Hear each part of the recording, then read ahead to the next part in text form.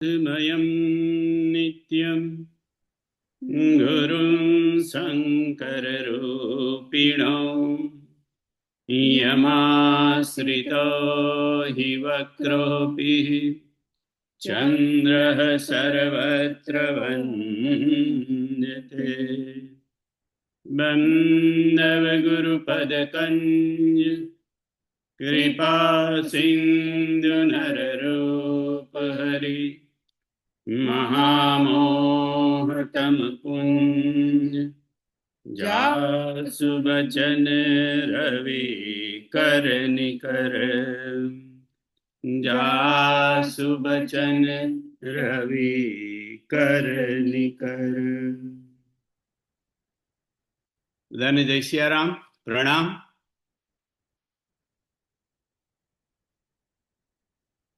આપણે ગઈ વખત જોતા હતા બુદ્ધ પુરુષોને કોઈ સામાજિક તકલીફ તો ન હોય, કોઈ પીડા ન હોય, પણ અમુક ચેતના છે બાપુ કે એટલે ચેતનાને કારણે કોઈને કોઈ પીડા, આધ્યાત્મિક કક્ષાની પીડા સાધુ પુરુષોને, સંત પુરુષોને, બુદ્ધ પુરુષોને હોય. અને એ પંચ પીડામાં પહેલી પીડા આપણે જોઈ રહ્યા હતા કે પહેલી પીડા સાધુ પુરુષોની છે પ્રતીક્ષા. સાધુ પુરુષ, બુદ્ધ પુરુષોને પ્રતીક્ષા હોય, કોઈની પ્રતીક્ષા, કોઈની રાહ જુએ છે, કોઈની વાટ જુએ છે, એ આવશે, એ આવશે, એ આવશે, એ આવશે. આપણને પણ ઈશ્વરની કદાચ આપણને પ્રતીક્ષા ના હોય તો આપણને એટલી તો એવી પ્રતીક્ષા તો હોવી જોઈએ કે મારા જીવનમાં કોઈ બુદ્ધ પુરુષ આવશે, કોઈ એવો પુરુષ આવશે કે જે એને મને ભવદરિયાથી મને એનો પાર પહોંચાડે, એવો કોઈ ફકીર, એવો કોઈ સંત પુરુષ. આપણે ત્યાં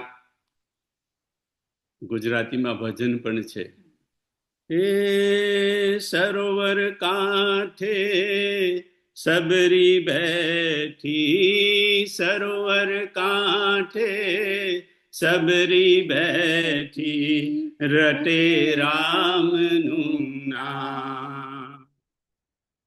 એક દિન આવશે સ્વામી મારા અંતરના અંતરનારામ. એક દિવસ મારે ત્યાં સબરી કે છે રામ આવશે, કારણ કે મારા ગુરુ કહી ગયા છે એ આવશે, એ આવશે, એ આવશે, એ આવશે. તો બુદ્ધ પુરુષોની પહેલી પીડા છે, પંચ પીડાની પહેલી પીડા કે એમને કોઈકની પ્રતીક્ષા છે.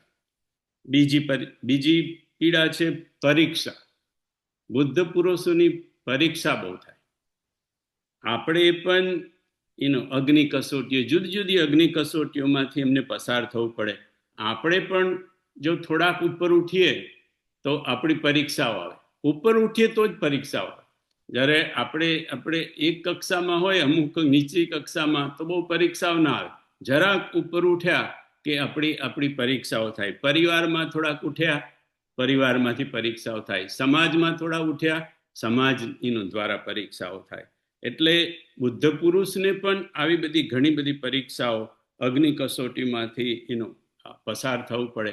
અને આપણે તો એવું કહેવાય ને કે પરીક્ષા આવે તો જ આગલા વર્ગમાં જવાય. જો ઉપર જવું હોય, ઉપર ઉઠવું હોય તો પરીક્ષા આપવી પડે. પરીક્ષા આપીએ અને એ પરીક્ષામાં પાછા પાસ થઈએ તો જ આગલા ધોરણમાં જવાય. એવી રીતે આધ્યાત્મિક કક્ષાના ધોરણોમાં પણ આપણી કસોટી થાય, આપણી પરીક્ષા થાય ને એમાંથી પાસ થઈએ તો ઉપર જવાય. એવી રીતે સંત પુરુષોને પણ બહુ પરીક્ષાઓમાંથી, કસોટીઓમાંથી પાસ થવું પડે. આપણે ગઈ વખતે જોતા હતા કે હનુમાનજી જેવા હનુમાનજીને સીતા માતા પાસે પહોંચવું હતું, ભક્તિ પાસે, તો કેટલી કસોટીમાંથી પસાર થવું પડ્યું એમને. ત્યાગેન, શીલેન, ગુણેન અને કર્મણ. ત્યાગેન કસોટી કરી મૈનાકે, ગુણેન કસોટી કરી સિંહિકાએ, શીલેન કરી સુરસાએ, અને છેલ્લે કર્મણા એ કરી લંકિની. તો હનુમાનજીને પણ કેટલી કસોટીમાંથી પસાર થયા તો એ ભક્તિ સુધી પહોંચી શક્યા. એવી રીતે આપણે પણ જો આગળ વધવું હોય આધ્યાત્મિક માર્ગમાં, તો આપણી પરીક્ષા આવે અને પરીક્ષામાં પાસ થવું પડે તો આગળ જવાય. તો પહેલી પીડા છે પ્રતીક્ષા, બીજી પીડા છે પરીક્ષા, ત્રીજી સંત પુરુષોની પીડા છે સમીક્ષા. સંત પુરુષોની સમીક્ષા બહુ થાય. સમીક્ષા એટલે મૂલ્યાંકન. એ કાંઈ પણ બોલે એનું તરત મૂલ્યાંકન થાય. એ કાંઈ પણ વર્તન કરે તરત જ એનું મૂલ્યાંકન થાય. અને એને મૂલ્યાંકન કરવાવાળા આમ તાકીને જ બેસી રહ્યા હોય. ક્યાં જરાક એક શબ્દ આડો અવરો થયો સંત પુરુષનો, બુદ્ધ પુરુષનો, કે સમીક્ષા કરવાવાળા તૈયાર જ એનો બેઠા હોય એનો. અને જાણે અજાણે, અડધું તો જાણતા પણ ના હોય એનું, પણ છતાંય સમીક્ષા એનું જરાક આડું અવરું થયું એમના વાક્યમાં એનું, અને ઘણીવાર તો થયું પણ ના હોય, પણ એમની સમજણ એવી હોય એનું, એટલે એનું સમીક્ષાનું એનું શરૂ થઈ જાય. તો બુદ્ધ પુરુષની એક પીડા છે સમીક્ષા. એમની સમીક્ષા બહુ થાય. ચોથું ઉપેક્ષા. સંત પુરુષોની, બુદ્ધ પુરુષની ઉપેક્ષા પણ થાય. હવે આપણે જાણીએ કે બુદ્ધ પુરુષોને તો કેટલું માન મળે, સન્માન મળે, પણ બુદ્ધ પુરુષોની ઉપેક્ષા પણ બહુ થાય. અને ઘણીવાર તો એવું થાય કે પોતાના પરિવારમાં જ ઉપેક્ષા એનો થાય, પોતાના સમાજમાં, પરિવારમાં એનો. બાપુ કે છે બહુ આપણે દૂર નથી જવું, આપણે નરસિંહ મહેતાને લો ને, આપણા નજીકના છે. નરસિંહ મહેતાની કેટલી ઉપેક્ષા થઈ. એક તો ભાઈએ, મોટા ભાઈએ ઉપેક્ષા કરી એમની, રાઈટ. બીજું નાતે, સમાજે ઉપેક્ષા કરી, નાતની બહાર કાઢ્યા એમને. એટલે સંત પુરુષોની ઉપેક્ષા થાય. એવું કે જે સંત તુકારામ, એમની પણ એનો પત્નીની વાત આવે છે કે સંત તુકારામની પત્નીએ પણ એમની ખૂબ ઉપેક્ષા કરેલી. પણ એમને આ બધા સંત પુરુષો બીજી રીતે લે કે ભાઈ આરી ઉપેક્ષા થાય છે, આમ થાય તો સારું એનું, કે ભલું થયું ભાગી જંજાળ, સુખે ભજીશું શ્રી ગોપાળ. આ લોકો બધા એના પોઝિટિવ. નહીં તો એમ કે અમે સમાજની અંદર એટલા બધા એનો ઓતપ્રોત થઈ જાત એનો સામાજિક વસ્તુમાં, એનો સાંસારિક વસ્તુઓમાં, તો પછી ભગવાનનું નામ ન લઈ શકે. તો સાધુ પુરુષની એક પીડા છે પ્રતીક્ષા, બીજી પીડા છે પરીક્ષા, ત્રીજી પીડા છે સમીક્ષા, ચોથી પીડા છે ઉપેક્ષા, અને છેલ્લી પાંચમી તિતિક્ષા. તિતિક્ષા એટલે સહન કરવાનું. સાધુ પુરુષોને બહુ સહન કરવું પડે. બહુ એટલે બહુ. કદાચ આપણી તો કલ્પનામાં પણ ના આવે કે સાધુ પુરુષોને કેટલું સહન કરવું પડે. એમને બધી જ રીતે, બધી જ પરિસ્થિતિઓમાં, ચારે બાજુથી તકલીફો વેઠીને, અને આપણને પણ તકલીફો તો બહુ આવે, આપણને પણ બહુ સહન કરવું પડે. પણ આપણે કેવું કે કોઈ પણ વસ્તુને સહન કરવાનું આવે તો આપણે એમને એમ સહન નથી કરી લેતા. આપણે એનો પ્રતિકાર કરીએ, આપણે એનો વિરોધ કરીએ. કે સ્પેશિયલી જો આપણે સાચા હોઈએ કે ના હોઈએ, આપણને તો એવું લાગતું હોય કે આપણે તો સાચા જ છીએ, એટલે આપણે સહન કદાચ કરી લઈએ, કારણ કે કરવું પડે ઘણી વાર તો, પણ એનો પ્રતિકાર તો જરૂર કરીએ આપણાથી થાય એટલો. પછી ના થાય તો પછી છેલ્લે છોડી દેવું પડે. અને સાધુ પુરુષ આ બધી જ પરિસ્થિતિઓનો, બધી જ તકલીફોનો સહન કરી લે, અને કોઈ પણ એનો પ્રતિકાર ના કરે.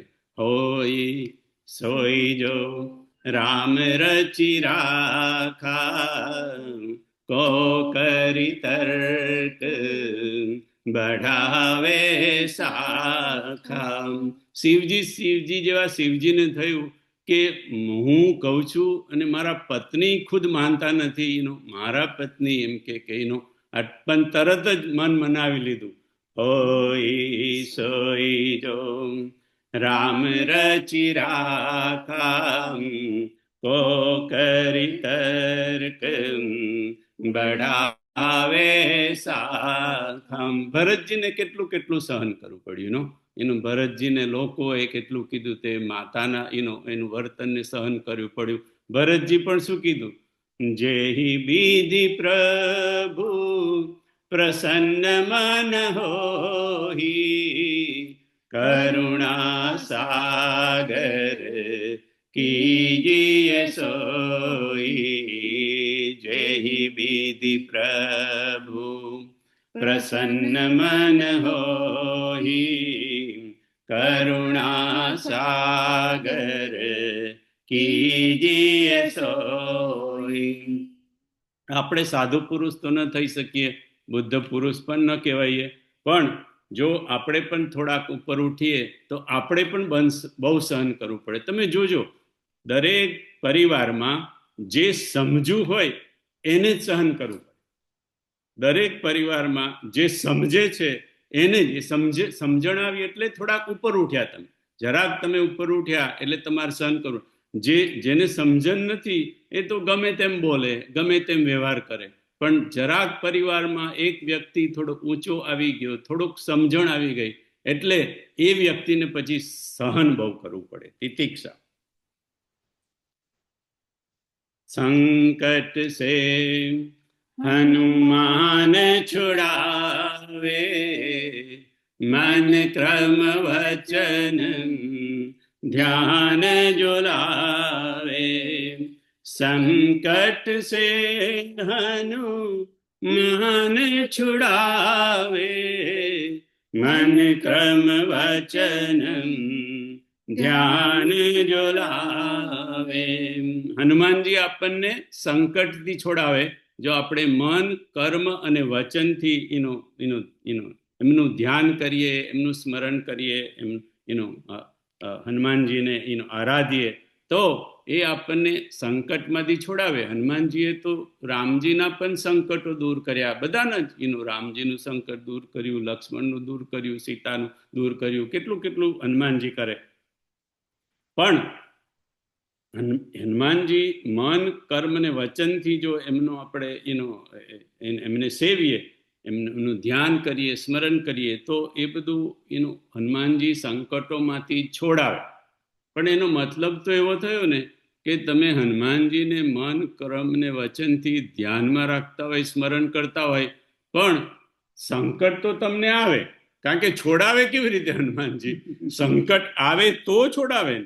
સંકટ સે હનુમાન છુડાવે, મન ક્રમ વચન ધ્યાન જો લાવે. એટલે છોડાવે તો ખરા, પણ તમે આપણે આવું બધું કરીએ તો થોડા સજ્જન થઈએ, થોડા સાધક થઈએ, પણ એમ કે સંકટ તો આવે, અને આપણને તો આવે, પણ બુદ્ધ પુરુષોને પણ બાપુ કે સાધુ પુરુષોને પણ સંકટ આવે.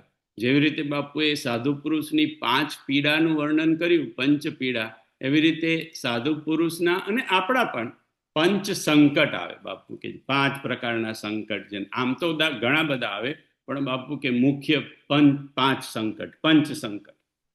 અને ઈશ્વર હનુમાનજી આપણને એમની આરાધના કરતા હોય, આપણે એમને સેવ્યા હોય તો આપણને બચાવે ખરા એ સંકટોમાંથી. પહેલું 5 સંકટમાં બાપુએ પહેલું સંકટ કીધું. પહેલું સંકટ આવે બુદ્ધ પુરુષના જીવનમાં અને આપણા જીવનમાં, એ ધર્મ સંકટ, ધર્મનું સંકટ. એટલે ઘણી વાર આપણે નથી કહેતા કે મારે તો ધર્મ સંકટ આવી પડ્યું છે. કારણ કે ધર્મનું સંકટ એટલે શું કે જેમાં વચ્ચે ધર્મ હોય, અને ધર્મ એટલે આપણોય ધર્મ અને આપણો સ્વધર્મને પણ ધર્મ કહેવાય. સ્વધર્મ એટલે ક્યારેક આપણા ધર્મનું સંકટ હોય, ક્યારેક આપણા સ્વધર્મનું સંકટ હોય. અને જબ જબ હોહી ધર્મ કે હાની, બાઢહી અસુર અધમ અભિમાની, તબ તબ પ્રભુ ધરી વિવિધ શરીરા, હરહી કૃપા નિધિ સહજન પીરા, હરહી કૃપા નિધિ સહજન પીરા. ગીતામાં પણ કીધું છે ને, યદા યદા હિ ધર્મસ્ય ગ્લાનિર્ભવતિ ભારત. જ્યારે જ્યારે ધર્મને ગ્લાનિ થાય, હાનિ થાય, ધર્મ સંકટ આવે, ત્યારે કોઈક આપણને આવીને છોડાવે કોકીનું. પણ એક બાપુ કહે છે કે ધર્મ સંકટનું નિવારણ કેવી રીતે થાય? અથવા તો આપણો સ્વધર્મ સંકટનું નિવારણ, ધર્મ સંકટ હોય કે સ્વધર્મ સંકટ હોય, એનું નિવારણ બાપુએ બતાવ્યું કે એનું નિવારણ છે વેદ. આપણે થશે કે આપણા ધર્મ સંકટનું એનું એનું એનું એનું નિવારણ વેદ કેવી રીતે? તો કે જ્યારે જ્યારે આપણી પર ધર્મ સંકટ આવે, ધર્મ તરફથી આવે કે આપણા સ્વધર્મનું સંકટ આવે, ત્યારે આપણે શું કરવું બાપુ કે વેદના રસ્તા પર ચાલવું. વેદ શું કહે છે? કારણ કે ઘણી વખત શું થાય, જ્યારે ધર્મ સંકટ ઊભું થાય ત્યારે એનો ચારે બાજુથી લોકમતમાં તે વખતે ન જવાય. કારણ કે લોકમત તો કેવો હોય ને ક્યાં હોય એનો, એ વખતે બાપુ કે વેદમત, વેદ શું કહે છે એ વેદના પથ પર આપણે જઈએ તો આપણે ધર્મ સંકટમાંથી બચી જઈએ. ભલે એ વખતે લોકમત એનો રાજી ન હોય, પણ છતાંય જો આપણે વેદના પથ પર ચાલ્યા હોય, કારણ કે રામજીએ પણ જ્યારે એનું માર્ગનું પૂછ્યું ભરદ્વાજજીને, ત્યારે બધા એનો કે બને એમ કે એનો અમે કયા રસ્તે જઈએ, તો એમ કે એનો બાપુ કહે છે કે એ વખતે ભરદ્વાજજીએ પણ છોડભાઈ વેદનો રસ્તો બતાવ્યો. જે 4 બટુને મોકલ્યા તે બાપુ કહે છે કે વેદના હતા, એ 4 વેદ હતા. એટલે વેદના, જ્યારે જ્યારે આપણને એવું થાય, તકલીફ થાય, ચોરાહા પર ઉભા રહે, હવે કયા રસ્તે જઈએ, કયું પગલું ભરીએ, તો બાપુ કહે છે કે વેદ પથ, વેદના રસ્તે. વેદ શું કહે છે? તો ધર્મ સંકટનું નિવારણ થાય, બાપુ કહે છે કે વેદની રીતે. રાવણ રૂપી ધર્મ સંકટ પણ એની અંદર આવ્યું રામચરિત માનસમાં, અને ભગવાન વેદના પથે ચાલ્યા. બીજું સંકટ કીધું બાપુએ પ્રાણ સંકટ. પ્રાણ સંકટ માનસમાં દશરથજીને આવ્યું. રઘુકુલ રીતિ સદા ચલી આઈ, પ્રાણ જાહું ભરું વચન ન જાય. બુદ્ધ પુરુષોને પણ ક્યારેક ક્યારેક પ્રાણ સંકટ આવે. પ્રાણ સંકટનું નિવારણ કેવી રીતે થાય? તો બાપુ કે જે પ્રાણ સંકટનું નિવારણ એનો વચનથી થાય કાં તો વાણીથી થાય. પ્રાણ સંકટનું નિવારણ એમાં વચન અને વાણી બહુ કામ આવે. જ્યારે જ્યારે પ્રાણ સંકટ આવે ત્યારે વચન અને વાણી કામ આવે. ત્રીજું સંકટ પારિવારિક સંકટ. બુદ્ધ પુરુષોને પણ પારિવારિક સંકટ આવે. આપણને તો આવે જ, આપણને તો લગભગ રોજ આવે પરિવારના સંકટ, રોજ એટલે કાયમ જ આવે પરિવારના સંકટ. પણ બુદ્ધ પુરુષોને પણ ક્યારેક ક્યારેક પરિવારમાં એનું સંકટ આવે અને બુદ્ધ પુરુષો તો અમે જો બુદ્ધ પુરુષો હોય એટલે પરિવારના વડા જ હોય, અને મોટાભાગના પરિવારમાં જે આવે એ પરિવારના વડાએ એને સરખું કરવાનું હોય, એની જવાબદારી પરિવારના વડા પર હોય. અને બુદ્ધ પુરુષોને ત્યાં તો એમની પરિવારમાં એમની જવાબદારી હોય, એટલે બુદ્ધ પુરુષો એનું નિવારણ કરે. તો પારિવારિક જે બધા સંકટો આવે આપણા જીવનમાં, બુદ્ધ પુરુષોના જીવનમાં, એનું નિવારણ કેવી રીતે થાય? તો કે પરિવારની જે સંકટ, બધા સંકટ આવે બાપુ કે એનું નિવારણ થાય સમથી. સમાનતા, બેલેન્સ કરવું પડે.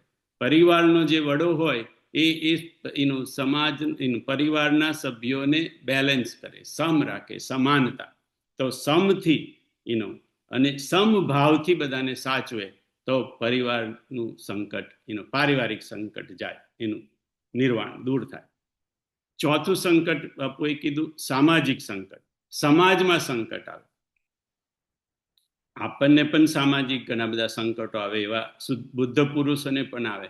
સામાજિક જે સમાજનું લોકોનું જે એના તરફથી, સમાજ તરફથી સંકટ આવ્યું હોય, એ સામાજિક સંકટનું નિવારણ કેવી રીતે થાય? તો બાપુ કહે છે સમાજનું જે સંકટ હોય એનું નિવારણ થાય મૌનથી. નરેશભાઈ, મૌન. સમાજને તમે બાપુ કે તમે જેટલા ખુલાસા કરો એટલા એ લોકો એક નવો એ ઉભો કરશે, કોઈક નવો મુદ્દો ઉભો કરશે, એનો જવાબ આપશો તો બીજો મુદ્દો ઉભો કરશે. મોટે ભાગે તમે સંતોનું જીવન જુઓ તો એમને જ્યારે જ્યારે સામાજિક સંકટ આવ્યું ત્યારે મોટે ભાગે એ લોકો મૌન થઈ ગયા છે. અને બસ સત્ય એમ કે ગમે ત્યારે મોડું વહેલું તો લોકોને એમ કે સત્ય સમજાશે. ક્યારેક તો એવું થાય કે સત્ય સમજવામાં વર્ષોના વર્ષો લાગી જાય. ઇવન એ મહાપુરુષની હાજરી પણ ન હોય એ વખતે, પણ મોડું વહેલું તો સત્ય બહાર આવે અને સમાજને મોડું વહેલું તો એ સમજાય. પણ સામાજિક સંકટનું નિવારણ થાય મૌનથી. છેલ્લું ને પાંચમું સંકટ બાપુએ કીધું કે રાષ્ટ્ર સંકટ. રાષ્ટ્ર પર સંકટ આવે, આખા રાષ્ટ્રને કાંઈ ને કાંઈ એમ કે એવી તકલીફ આવે, જેવી રીતે બીજા કોઈ દેશનો હુમલો થયો એ રાષ્ટ્ર સંકટ થયું, અથવા તો કોવિડ જેવી કોઈ આફત આવી એને રાષ્ટ્ર સંકટ કહેવાય, અથવા તો સુનામી જેવી કોઈ ઘટના, કુદરતી ઘટના, આ બધા રાષ્ટ્ર સંકટો કહેવાય. તો રાષ્ટ્ર સંકટ આપણને આવે એવી રીતે સાધુ પુરુષ પણ રાષ્ટ્રમાં જે રહેતો હોય એટલે સાધુ પુરુષને પણ એ લાગે ને કે કારણ કે રાષ્ટ્રનો નાગરિક છે સાધુ પુરુષ, તો રાષ્ટ્ર સંકટ આવે તો એનું નિવારણ કેવી રીતે કરવું? તો કે રાષ્ટ્ર સંકટનું નિવારણ થાય સેવાથી. કોઈ પણ આવી ઘટના થઈ હોય ત્યારે બીજા દેશનો હુમલો થયો હોય કે કોવિડ હોય કે સુનામી હોય, એ પરસ્પર બાપુ કે એકબીજાને આપણે સેવા કરીએ. રાષ્ટ્ર સંકટનું નિવારણ થાય સેવા કરવાથી. એટલે આમ તો ઘણા બધા સંકટો હોય બાપુ કે, પણ આ પાંચ મુખ્ય છે, અને પાંચે પાંચના નિવારણના ઉપાય પણ જુદા જુદા છે. પણ હવે તમે કહેશો કે હવે કંઈ એક સહેલો ઉપાય ખરો કે જેનાથી અમારા બધા જ સંકટો જાય? આ જુદા જુદા બધા ઉપાય તો બાપુ કે સહેલામાં સહેલો ઉપાય તો એક જ, બોલ હરી બોલ, હરી બોલ, હરી બોલ, હરી બોલ, રાધે બોલ, રાધે બોલ, રાધે બોલ, રાધે બોલ, પ્યારે મુકુંદ માધવ ગોવિંદ બોલ, પ્યારે મુકુંદ માધવ ગોવિંદ બોલ, હરી બોલ, હરી બોલ, હરી બોલ, હરી બોલ. લાખ દુખો કી એક દવા, હરિનામ અથવા તો હરિભજન. લાખ દુખો કી, બધા સંકટો, તમારી બધી પીડા, બધું જેમ કે તમારે જાય. હવે ઘણી વાર થાય કે નામથી ખાલી રામ રામ કરવાથી કે એવું કરવાથી બધું આ બધું જતું રહે બધું. બાપુ કે તમે કરી તો જુઓ, કરો ને પછી તમે મને કહો. કર્યા વગર આપણે કેવી રીતે હું તમને કહી શકું? પણ એમ કે ખરેખર હરિનામ હરિભજનથી દરેક પીડાઓ, આપણા દરેક સંકટો, દરેક તકલીફો બધું જ દૂર થાય. રામ જન્મની વાત કહેતા બાપુએ કીધું, જો આનંદ સિંધુ સુખ રાશી, કરતે ત્રય લોક સુપાસી, સો સુખ ધામ રામ આસના, અખિલ લોકદાયક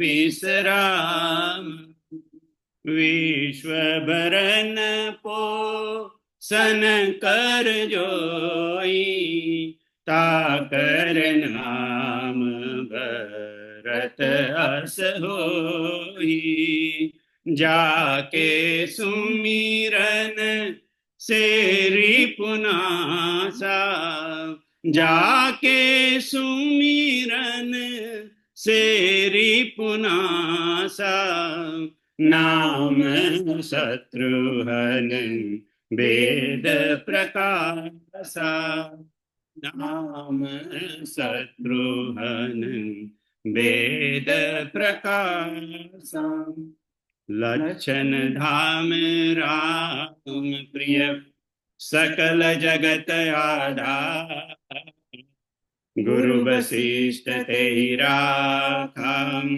लक्ष्मण नाम उदार, धरे नाम गुरु हृदय विचारी, वेद तत्व नृप तव सुत चारी, वेद तत्व नृप तव सुत चारी. રામ જન્મ નામકરણ વિધિમાં બાપુએ કીધું કે ગુરુ વશિષ્ઠજીએ ધરેવ નામ ગુરુ હૃદય વિચાર. વશિષ્ઠજીએ આ ચાર ભાઈઓના નામ તો રાખ્યા, પણ કે વિચાર શેનાથી કર્યો? હૃદયથી, અંતઃકરણથી, હૃદયથી વિચારીને ના, બુદ્ધિથી નહીં. હૃદયથી વિચારીને અંતઃકરણની પ્રવૃત્તિથી નામ આપ્યા. કેમ કે આ રામનું જે નામ એમને સૌથી પહેલા રામનું આપ્યું, જો આનંદ સિંધુ સુખ રાશિ. તો રામનું નામ એટલે કે હરિનું નામ, જેને હરિનું નામ જપવું હોય, આપણે હમણાં જ વાત થઈ કે બધા લાખ દુઃખોની એક દવા હરિનું નામ. તો કે પણ હરિનું નામ લેવું છે તો કેવી રીતે લેવાનું? તો કે હરિનું નામ લેવાનું આ એક રસ્તો બતાવ્યો વશિષ્ઠજીએ, એનું તુલસીદાસજી આપણને, કે રામનું નામ લેનારે, હરિનું નામ લેનારે, પછી રામ હોય, કૃષ્ણ હોય, શિવ હોય, દુર્ગા હોય, જે નામ આપણે લેતા હોય, એ જે લેતા હોય એને આ રીતે લેવું. કેવી રીતે? પહેલું ભરતનું કીધું. ભરત એટલે વિશ્વ ભરણ પોષણ કર જોઈ, જે વિશ્વનું ભરણ પોષણ કરે. બાપુ કે વિશ્વનું ભરણ પોષણ કેવી રીતે થાય? એમ કે એનું તો કે વિશ્વનું ભરણ પોષણ થાય બાપુ કે પ્રેમથી. એટલે કે રામ નામ, હરિનું નામ લેનાર બધાને પ્રેમથી ભરી દે. હવે આપણને થાય કે વિશ્વને તો કંઈ આપણે ભરી ના શકીએ છોડુભાઈ, એટલે આપણી તો એટલી તાકાત નથી, પણ એટલીસ્ટ આપણે આપણા પરિવારને, આપણા સમાજને, આપણી આજુબાજુ છે એટલા લોકોને તો આપણે પ્રેમથી ભરી દઈએ, તો આપણું હરિનું નામ એ સફળ થાય.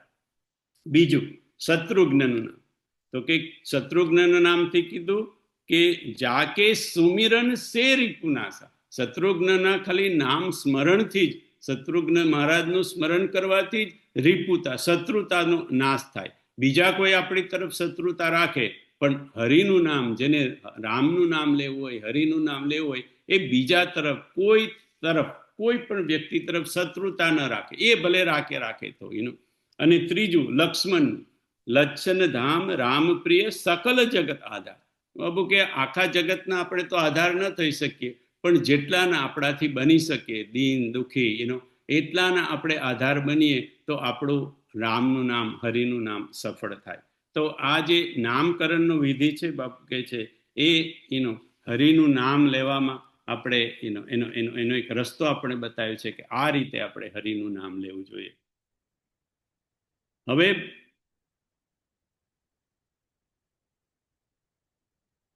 એક પ્રશ્ન કોઈ બાપુને પૂછ્યો માનસ કોટેશ્વરમાં, અને બધા ખૂબ પ્રેમથી સાંભળજો, કારણ કે આ પ્રશ્ન, આ ખાલી પ્રશ્ન પૂછનારનો પ્રશ્ન નથી, લગભગ આપણા બધાનો જ આ પ્રશ્ન છે. અને બાપુએ એનો ખૂબ વિસ્તારથી એનો જવાબ આપેલો છે. અને મેં પણ બાપુએ આ બાબતમાં જ્યાં થોડી ચર્ચા કરી હતી, એ બધું ભેગું કરીને હું અહીંયા પીરસવાની કોશિશ કરી રહ્યો છું. પ્રશ્ન છે, બાપુ સદગુરુની કૃપા અને ઈશ્વરની કૃપા ભરપૂર ઉતરી રહી હોય એવું અમને લાગે છે.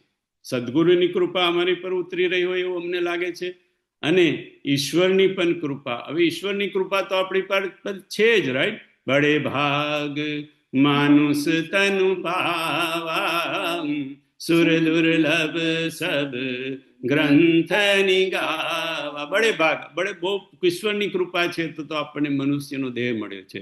પણ એમાં ઉપરાંત આ સાધકે પૂછ્યું છે કે મારા સદગુરુ પણ છે, અને એ સદગુરુની કૃપાને પણ હું મહેસૂસ કરી રહી છે, ખબર નહીં, પણ બાપુ સદગુરુની કૃપા મહેસૂસ થાય છે. ઈશ્વરની કૃપા તો છે જ, એમ કે એવું લાગે છે, પણ છતાંય આડા આવરા, ઉલટા સુલટા વિચારો કેમ આવ્યા કરે છે? હંમેશા આડાવરા, ઉલટા સુલટા. આટલી સદગુરુની કૃપા છે, ઈશ્વરની કૃપા તો છે જ, તોય આડાવરા, ઉલટા સુલટા વિચારો કેમ આવે છે? ચિત્ત વિક્ષેપ કેમ રહે છે? ચિત્ત શાંત કેમ નથી રહેતું? એટલે બાપુએ જવાબમાં કીધું, પહેલા તો એક જ વાક્યમાં કહી દીધું, ચિત્ત નિર્મલ ન હોવાને કારણે.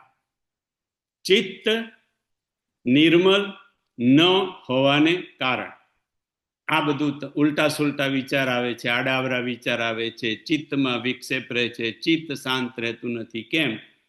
તો કે ચિત્ત નિર્મળ નથી, ચિત્તની નિર્મળતા નથી, ચિત્ત હજી નિર્મળ થયું નથી, ચિત્તનો કચરો, ચિત્તનો મેલ હજી ગયો નથી એવું સમજવું. જ્યારે ચિત્તનો કચરો, ચિત્તમાં રહેલો મેલ નીકળી જાય ત્યાર પછી તમને આડા આવરા ઉલટા સુલટા વિચારો નહીં આવે, ન ચિત્તમાં વિક્ષેપ એનો પેદા થશે, ન તમારું ચિત્ત અશાંત થશે. ચિત્ત જો નિર્મલ થઈ જાય, ચિત્તની જો શુદ્ધિ થઈ જાય તો પછી બાપુ કે કોઈ તકલીફ રહેતી નથી. આ બધી વસ્તુ આપોઆપ એનું બંધ થઈ જશે. જરૂરી છે ચિત્તની શુદ્ધિ. નિર્મલ મન જન સો મોહી પાવા, મોહી કપટ છલ છિદ્ર ન ભાવા. નિર્મલ મન જન સો મોહી પાવા, મોહી કપટ છલ છિદ્ર ન ભાવા. રામજી કહે છે નિર્મલ મન જન સો મોહી પાવા, જેનું મન નિર્મળ થઈ ગયું હોય. અહીંયા શબ્દ મન છે, થોડુંક નરેશભાઈ, આમ શબ્દ છે નિર્મલ મન, પણ ઈશારો અંતકરણ તરફ છે.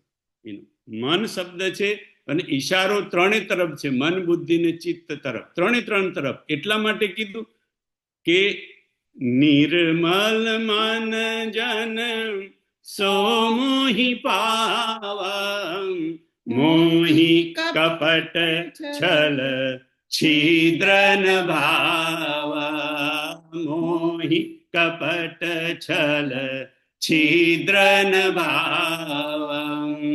એટલે ભલે શબ્દ અહીંયા મન છે પણ ઈશારો મન બુદ્ધિ અને ચિત્ત ત્રણ તરફ છે. એટલા માટે કપટ, છલ અને છિદ્ર ત્રણ વસ્તુનો અહીંયા એનો ઉલ્લેખ થયો છે. તો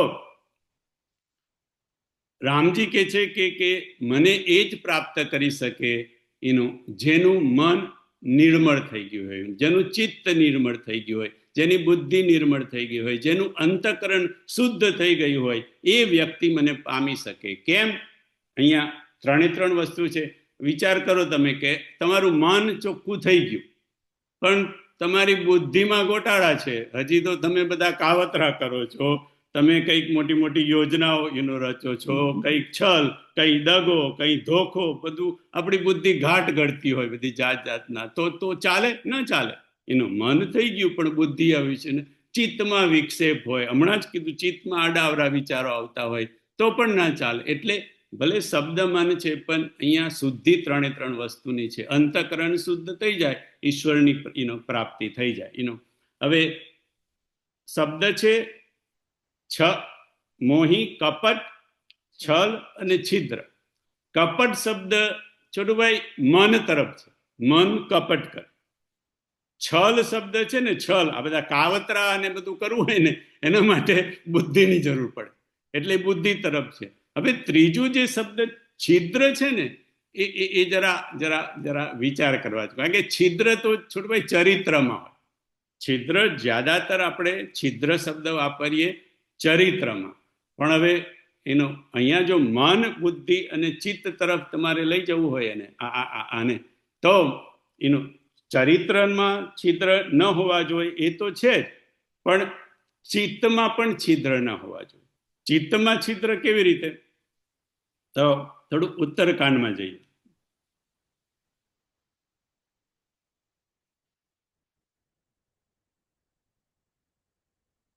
तब विज्ञान रूपिणी, तब विज्ञान रूपिणी बुद्धि विशद घृत पाई, चित्त दिया भरी धरे दृढ़ समता दियति बनाई.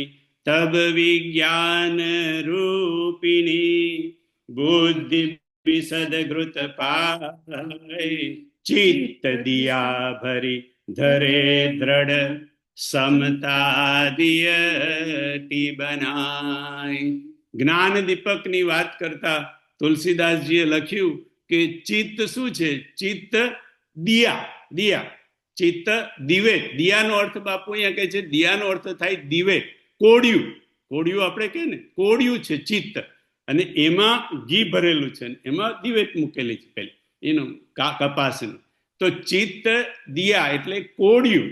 હવે કોડિયું કાણું હોય તો ચાલે છોડવાય? કોડિયામાં જો છિદ્ર પડી ગયું હોય તો થોડી વારમાં જ્ઞાન દીપક તમારું ઓલવાઈ જાય. એટલે ચિત્ત એનું છિદ્ર ચરિત્રમાં તો હોય, પણ ચિત્તમાં પણ. હવે ચિત્ત સંગ્રહ કરે. આપણે બધા જાણીએ, આપણે વાત પણ થઈ છે કે ચિત્તને મોડર્ન ભાષામાં કેવું હોય, મેં એકવાર કીધેલું, એટલે બાપુએ કીધેલું એની પરથી કે મોડર્ન ભાષામાં ચિત્તને કેવું હોય તો ચિત્ત ચીપ છે. ચીપ કે એમાં બધું સંગ્રહાઈ જાય. જે કઈ બધી વસ્તુ આપણે કરીએ એ આપણે આ જન્મમાં જે બધી વસ્તુ કરેલી હોય, મોટી મોટી વસ્તુ, એ ચિત્તમાં એની છાપ પડી જાય. અને પછી ચિત્ત તો આપણી જોડે આવે. ચિત્ત તો સૂક્ષ્મ શરીર છે, એટલે એ આપણી જોડે આવે. એટલે આવતા બીજા જન્મમાં, જન્મારાઓમાં પણ એ ચિત્તની ચીપ તો આપણી એનો જોડે જ આવે. એમાં બધું છપાયેલું હોય. એટલે ચિત્ત સંગ્રહ કરે. બરાબર. દીવો પણ એટલે કોડિયું પણ સંગ્રહ કરે. બરાબર. હવે કોડિયું સંગ્રહ કરે, ચીપ સંગ્રહ કરે, તો તપેલી પણ સંગ્રહ કરે ને. તપેલીમાં આપણે પાણી ભરવું હોય, તેલ ભરવું હોય, એનું ઘી ભરવું હોય, તપેલી સંગ્રહ કરે. કોઠી પણ સંગ્રહ કરે. એનો અનાજની કોઠી હોય એનો એ પણ સંગ્રહના કામમાં આવે. સંગ્રહના કામમાં જેટલી વસ્તુઓ આવે, એ કોડિયું હોય, તપેલી હોય કે કોઠી હોય, એમાં છિદ્ર હોય તો ચાલે? એ ભલે કોઠી હોય, તપેલી હોય કે કોડિયું હોય. એટલે કે ચિત્ત સંગ્રહ કરે. સંગ્રહ કરવા વાળી વસ્તુમાં છિદ્ર ન ચાલે. એટલા માટે નિર્મલ મન જન સો મોહી પાવા, મોહી કપટ છલ છિદ્ર ન ભાવા. રામ કે છે કે મને એ જ જન પ્રાપ્ત કરી શકે, મારી પાસે એ જ આવી શકે કે જેને એમ કે છલ કપટ અને છિદ્ર જેના જીવનમાં ન હોય. તે ઈશ્વરની પ્રાપ્તિ માટે, રામની પ્રાપ્તિ માટે નિર્મલ અંતકરણ. આપણે અંતકરણ શબ્દ એટલે બધું જ અંદર આવી જાય, એનું મન બુદ્ધિ ચિત્ત. એટલે કે નિર્મલ શુદ્ધ અંતકરણ બહુ જરૂરી છે. હવે આપણે જે સાધનો કરીએ છીએ, આપણે બધા જ લગભગ, એ બાપુ કે એ સાધનોથી ઈશ્વર ન મળે. અહીંયા રામજીએ શું કીધું કે મને એ જન પામી શકે જે મને જપ કરે, તપ કરે, નિયમ કરે, વ્રત કરે. નહીં. નિર્મલ મન જન સો મોહી પાવા, મોહી કપટ છલ છિદ્ર ન ભાવા. તો આપણે શું કરીએ? આપણે એનું કરીએ છીએ ને કરવું જ જોઈએ. આપણે જપ કરીએ, તપ કરીએ, વ્રત કરીએ, એનું નિયમો પાડીએ, પૂજા પાઠ કરીએ, યજ્ઞ કરીએ, દાન કરીએ, તીર્થ સ્થાન કરીએ, તીર્થની યાત્રા કરીએ. બાબુ કે આ બધું જ કરવાથી ઈશ્વરની પ્રાપ્તિ ન થાય. કારણ કે રામજીએ ખુદ કીધું, મોહી કોણ, મને કોણ પ્રાપ્ત કરી શકે? કે જે નિર્મલ જન હોય તે મને પ્રાપ્ત કરી શકે. તો બીજો પ્રશ્ન થાય કે જો રામની એને ઈશ્વરની એટલે કૃષ્ણ કો, શિવ કો, એની પ્રાપ્તિ આપણને આ પૂજા પાઠ કરવાથી, જપ તપ વ્રત નિયમ કરવાથી, યજ્ઞ દાન અને તીર્થયાત્રા કરવાથી જો પ્રાપ્તિ ન થવાની હોય, તો આ બધી માથાકૂટ, આ બધી મહેનત આપણે કરીએ છીએ કેમ? આપણે આખો સંસાર કરે છે આ મહેનત. બાબુ કે આ બધી મહેનત આપણે કરીએ છીએ કેમ? બાબુ કે આ બધી મહેનતનું ફળ એક જ, કેવળ એક જ, ચિત્તની શુદ્ધિ થાય. તમે યજ્ઞ કરો, દાન કરો, જપ કરો, તપ કરો, પૂજા પાઠ કરો, તીર્થ સ્નાન કરો, તીર્થયાત્રા કરો, આ બધા સાધનોનું એક જ ફળ કે તમારા ચિત્તની શુદ્ધિ થાય. એટલે પછી મન કહો, બુદ્ધિ કહો, ચિત્ત કહો, આ તમારા અંતકરણની. એટલે આપણે આ બધું જ કરવાનું. પણ કેમ કરવાનું? કે આનાથી આપણા અંતકરણની શુદ્ધિ થાય. અને જો અંતકરણ શુદ્ધ થઈ જાય તો બાપુ કે આપણે ઈશ્વરને પ્રાપ્ત કરવાની જરૂર નથી. ઈશ્વર જે આપણા હૃદયમાં બેઠેલો છે એનો આપણને તરત જ અનુભવ થાય. અનુભવ નથી થતો એટલા માટે કે આ કચરો બધો ભરેલો છે ને, એ કચરો જ્યાં સુધી જાય નહીં ત્યાં સુધી આપણને ઈશ્વર આપણા હસ પ્રભુ હૃદય અછતય વિકારી સકલ જીવ જગ દીન દુખારી. અસ પ્રભુ હૃદય અછત અવિકારી સકલ જીવ જગ દીન દુખારી. આ આપણા ઈશ્વર સર્વભૂતાનામ હૃદયસે તિષ્ઠતિ અર્જુન. ગીતામાં કૃષ્ણે પણ કીધું કે આપણા હૃદયમાં જ બેઠેલો છે. તુલસીદાસજી પણ એનું નામ મહિમામાં કહે છે કે આપણા હૃદયમાં જ બેઠેલો છે. આપણને કેમ અનુભવ થતો નથી? કારણ કે આપણું મન શુદ્ધ નથી, આપણી બુદ્ધિ શુદ્ધ નથી, આપણું ચિત્ત શુદ્ધ નથી, અને અહંકાર તો પૂરેપૂરો ભરેલો છે. ઈગો તો એટલો બધો ભરેલો છે. એટલે આ આખું અંતઃકરણ જ્યાં સુધી આપણું શુદ્ધ થાય નહીં ત્યાં સુધી આપણી જ હૃદયમાં આપણી આટલી નજીક બેઠેલો ઈશ્વર આપણને એનો અનુભવ થતો નથી. એટલે એના માટે જરૂરી છે અંતઃકરણની શુદ્ધિ, ચિત્તની શુદ્ધિ. અને એ શુદ્ધિ થાય બાપુ કે જપ, તપ, વ્રત, નિયમ, પૂજા પાઠ, યજ્ઞ, દાન, તીર્થ સ્નાન, તીર્થયાત્રા, આ બધા જે સાધનો આપણે કરીએ છીએ એ બધા સાધનો કેવળ એની કેવળ આપણા અંતઃકરણની શુદ્ધિ માટે છે. અને જો અંતઃકરણ શુદ્ધ થઈ જાય તો આપણને ઈશ્વરના દર્શન બાપુ કે અંદર રહેલો આનો અનુભવ તો થઈ જાય તો બરાબર. એનાથી બાપુ કે એક સ્ટેક આગળ અહમ બ્રહ્માસ્મિ, તમને એક ખ્યાલ આવી જાય અહમ બ્રહ્માસ્મિ. એથી આગળ શિવોહમ શિવોહમ શિવોહમ શિવોહમ શિવોહમ શિવોહમ શિવોહમ શિવોહમ શિવોહમ શિવોહમ શિવોહમ શિવોહમ. હું પોતે જ શિવ છું એવું આપણને પણ જરૂરી છે એના માટે કે આ અંતઃકરણનો બધો જે કચરો છે, મેલ છે બધો, એ બધો જાય. આપણું અંતઃકરણ, આપણું ચિત્ત, આપણું મન, આપણી બુદ્ધિ એ શુદ્ધ થઈ જાય. તો હવે બીજો પ્રશ્ન થાય કે આપણું અંતઃકરણ શુદ્ધ કેવી રીતે થાય? કારણ કે એક તો ઉપાય કર્યો કે આટલો બધો, પણ એના કોઈ સહેલા ઉપાય ખરા? બધું તો આપણાથી થાય નહીં. જપ, તપ, વ્રત, નિયમ, પૂજા પાઠ, યજ્ઞ, દાન, તીર્થ સ્થાન, તીર્થયાત્રા, અને ભરતજીએ તો કેટલું કર્યું નંદીગ્રામમાં. આપણાથી તો કઈ એ તો કે જે ભરતજી કરતા હતા તો મુનિઓ નતા કરી શકતા. આપણાથી થાય એટલું આપણે કરીએ. પણ એમ કે આ ચિત્તની શુદ્ધિ કેવી રીતે થાય? તો બાપુ કહે છે કે આમ તો ઘણા બધા ઉપાય છે. આ બધા દરેક આપણા સાધન કે દરેક સાધના એ બધા ચિત્ત શુદ્ધિના જ ઉપાય છે, અંતઃકરણ શુદ્ધિના જ ઉપાય છે. પણ શંકરાચાર્ય આપણને 5 ઉપાય કીધા. શંકરાચાર્ય થોડું આપણને સહેલું કર્યું. બાપુ કે છે આદિ શંકરાચાર્ય જગતગુરુ, એમને કીધું કે 5 વસ્તુ કરો. બધું ના થાય તો કઈ નહીં, પણ એટલીસ્ટ 5 વસ્તુ કરો. શું?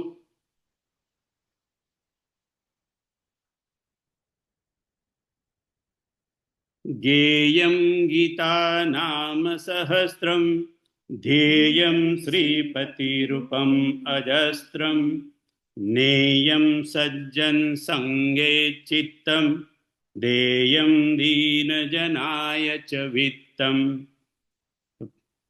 ફરી એક વાર.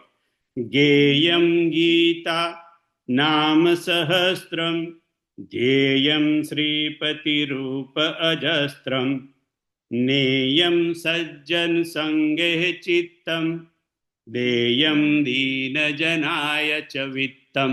5 વસ્તુ કીધી. એક પહેલી બાપુ કે છે કે ગેયમ ગીતા. જગતગુરુ શંકરાચાર્ય કે છે ગેયમ ગીતા, કે તમારે એમ કે ચિત્તની શુદ્ધિ કરવી છે, અંતઃકરણની શુદ્ધિ કરવી છે. ગેયમ ગીતા, ગેયમ એટલે ગાવ, કે ગીતાને ગાવ. એટલે એનો અર્થ બાપુએ એવું કર્યો કે ઈષ્ટ ગ્રંથનું ગાન કરો. હવે તમારો ઈષ્ટ ગ્રંથ, તમે કહો કે ભાઈ અમે ગીતા નથી વાંચતા, અમે તો ભાગવત વાંચીએ છીએ, રામચરિત માનસ વાંચીએ છીએ, શિવ પુરાણ વાંચીએ છીએ, તો તમારો એ ઈષ્ટ ગ્રંથ. ગેયમ ગીતાનો અર્થ છે તમારા ઈષ્ટ ગ્રંથનું ગાન કરો. ગીતાને ગાઓ, ગીતાનો પાઠ કરો, યા માનસનો પાઠ કરો, ભાગવતનો પાઠ કરો, શિવ પુરાણનો, આપણો જે ઈષ્ટ ગ્રંથ હોય એનું પાઠ કરો, એનું જ્ઞાન, એનું ગાન કરો, એની શ્લોકો, એની ચોપાઈને ગાઓ. છોડુભાઈ ગાઓ, તમે તો ગાઓ છો એટલે હિંચકા પર બેસીને ગાઓ. બીજો કોઈ ના સાંભળે તો મધુબેનને સંભળાવો, પણ ગાઓ, ચોપાઈઓ ગાઓ. કારણ કે શંકરાચાર્ય કહી ગયા છે અને બાપુએ આપણને કીધું કે ગાઓ, શ્લોકો ગાઓ, ચોપાઈઓ ગાઓ. એનું ધીરે ધીરે ધીરે એ ગાવાથી તમારી ચિત્ત શુદ્ધિ થશે. તમારું જે કોઈ પણ ઈષ્ટ ગ્રંથ હોય એના શ્લોકો અને એની ચોપાઈઓ ગાવાથી શું થાય તો કે ચિત્તની શુદ્ધિ થાય. આ બધા શ્લોકો અને એ ચોપાઈઓ એ તમારા અંતકરણ ઉપર અભિષેક છે બાપુ. એ અભિષેકથી ધીરે ધીરે ધીરે ધીરે તમારા અંતકરણનો કચરો એનાથી ચિત્તની શુદ્ધિ થશે. માટે ગાઓ, હરિ ગુણ ગાઓ હે પ્રાણી, હરિ ગુણ ગાઓ. હરિના ગુણ ગાઓ, ચોપાઈઓ ગાઓ, શ્લોકો હોય તો શ્લોકો ગાઓ, પણ ગાઓ બાપુ કે ગાવાથી એ આપણા અંતકરણ પર ચિત્ત પર એના એ અભિષેક છે. ધીરે ધીરે ધીરે ધીરે આપણું ચિત્ત અંતકરણ એની શુદ્ધિ થશે. આગળના 4 અંતકરણ શુદ્ધિના શંકરાચાર્યના ઉપાય આપણે આવતા ગુરુવારે એની ચર્ચા કરીશું. બધાને જય સિયારામ, પ્રણામ. આજે થોડુંક વહેલું બંધ કરીએ, બધા નવરાત્રિ છે તો બધાને જેને ગરબામાં જવું એ બધા જઈ શકે. બધાને ફરી જય સિયારામ.